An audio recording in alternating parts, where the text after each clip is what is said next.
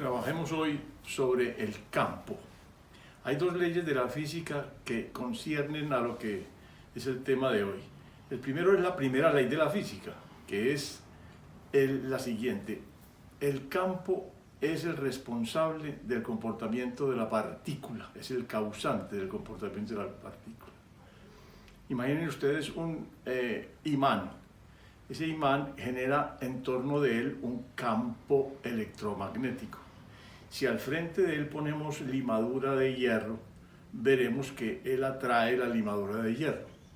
Incluso podemos ver que el alcance varía porque podemos hacer de esa limadura hacerla mucho más pequeña y situarla más lejos, y a pesar de eso, el campo la atrae. Ahora bien, la segunda ley de la física que nos interesa aquí es la ley del entrelazamiento de las partículas subatómicas.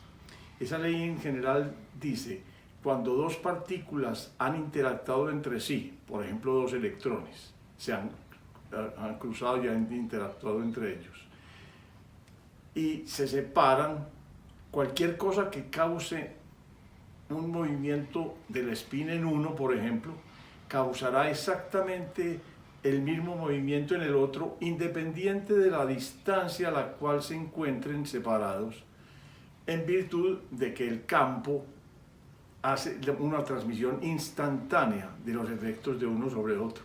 Por ejemplo, uno de los dos va navegando y recibe un golpe y cambia el spin. En ese mismo instante, el otro hace el cambio.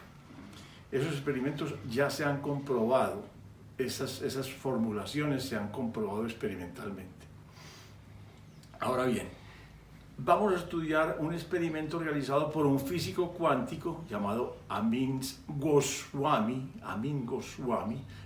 Es un hombre de la India, es un indio, pero educado en los Estados Unidos, formado en los Estados Unidos. El tipo hizo lo siguiente, cogió varias personas primero, personas que tuvieran una afinidad afectiva entre ellas, por ejemplo, un padre y una hija, el esposo y la esposa, la madre y un hijo, dos hermanos, cosas de esas, que tuvieran una relación previa, buena, importante entre ellos.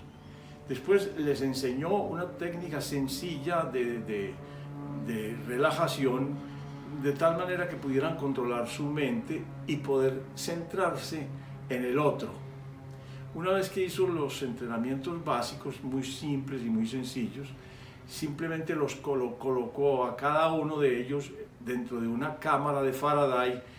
Una cámara de Faraday es una cámara que tiene la propiedad de impedir que las ondas electromagnéticas entren o salgan de la cámara.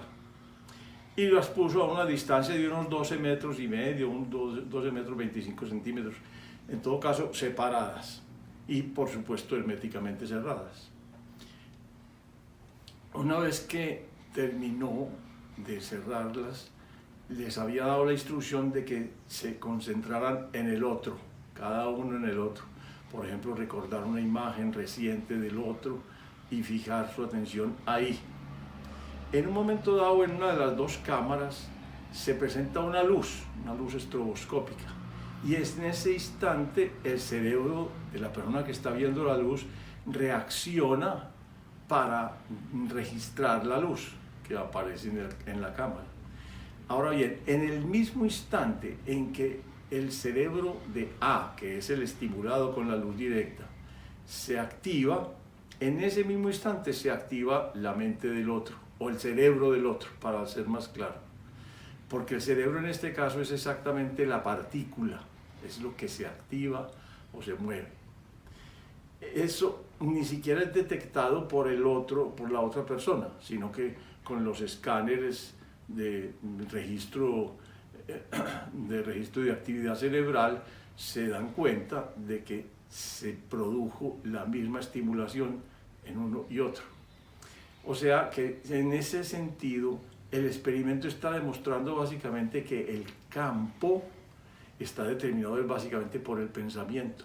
El pensamiento es lo que contacta las dos personas y los dos cerebros. Y ese pensamiento es el campo dentro de la actividad cerebral humana.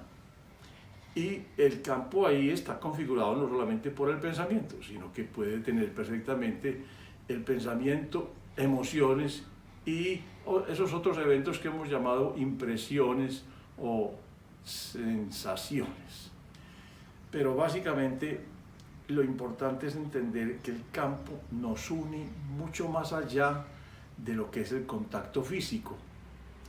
Y es demasiado importante el experimento porque en la vida ordinaria nosotros no nos damos cuenta de fenómenos que pasan, como por ejemplo que entre una pareja que ya ha tenido mucho tiempo de relación, que tienen una altísima, digamos, compenetración afectiva y prolongadísima además, es muy fácil que se presente una contaminación de emociones.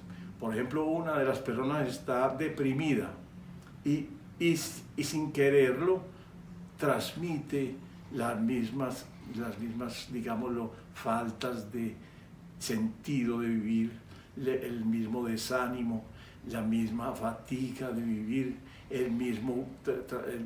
la misma sensación de que el costo de la vida es muy alto y no se da cuenta, pero el otro también puede entrar en una depresión. Hay experimentos y observaciones sistemáticas que muestran que entre mujeres, por ejemplo, madres, hijas, tal, se sincronizan hasta los ciclos menstruales cuando conviven juntos. Y es además muy importante porque de pronto aparece como súbitamente, sin uno advertir qué circunstancia hay causante de eso, aparecen estados de irritación. Puede que ni siquiera sean de uno, sino de su pareja, o de su hija, o de su madre, o de alguien cercano, supremamente importante que está cerca y que está en la convivencia con él. Esa, digámoslo, acción a distancia casi nunca es apreciada y observada en la vida ordinaria, pero hay que saber que existe. ¿Por qué? Porque hasta las cosas más graves pueden digámoslo, transmitirse por ahí. Relaciones incestuosas inclusive, no se pueden descartar que estén trabajando en ese campo. Entonces, por ejemplo, una persona adulta tiene que tener mucho cuidado al trabajar con sus hijos o con sus hijas. ¿Por qué? Porque fácilmente los miedos que tiene, las dudas que tiene, las ansiedades que tiene por el comportamiento de su hija o de su hijo, se transmiten y son recibidas por el otro sin darse cuenta. Pero, por ejemplo, un cuadro de ansiedad se puede agravar. Una persona tiene ansiedad y se puede agravar porque el padre o la madre se angustian mucho con ese cuadro y entonces entran a sufrir y inevitablemente el campo entre los dos transmite esa sensación de angustia, de manera que puede inclusive aumentar el estrés, la tensión, la ansiedad de la otra persona.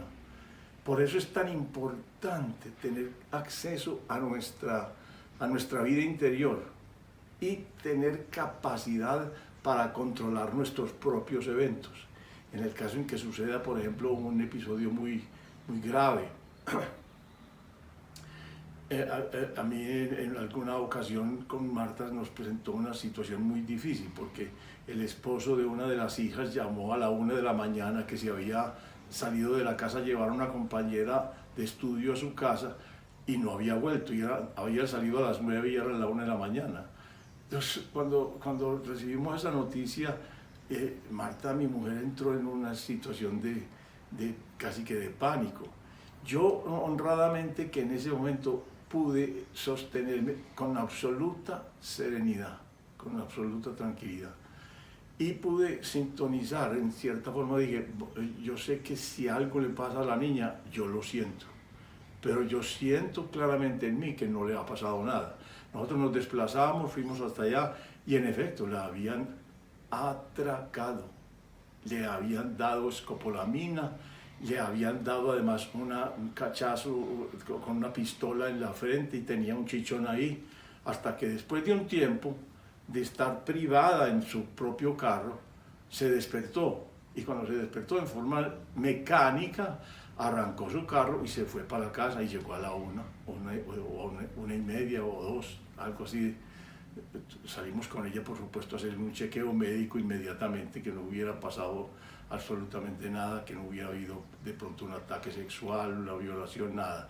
Afortunadamente todo estuvo bien, pero es muy importante uno tener en cuenta que esa posibilidad de controlar su mente es una gran ayuda, porque si la otra persona está deprimida, si la otra persona está ansiosa y uno puede conservar su paz, su tranquilidad, óiganme bien, eso se transmite y está probado experimentalmente en el laboratorio, que la mente más ordenada influye sobre la menos ordenada. De manera que un padre es mucha la ayuda que puede dar si se controla, si se tranquiliza, si simplemente acompaña de corazón y con cariño y con afecto a su hijo o a su hija, porque le transmite un orden superior. Y eso es clave, o sea, nosotros podemos influir, y hay experimentos muy bien detallados de influencia a distancia, o sea, grandes distancias. Se puede influenciar a otras personas. Por supuesto, hay personas que son más capaces de transmitir que otras, pero ¿quiénes son esas? Las que han logrado un nivel de control interior mayor. De manera que trabajemos sobre el reconocimiento de nuestros eventos internos y sobre su control. Y además trabajemos con transmisiones de lo mejor de nosotros en los momentos más difíciles a la gente que amamos. Mucha suerte.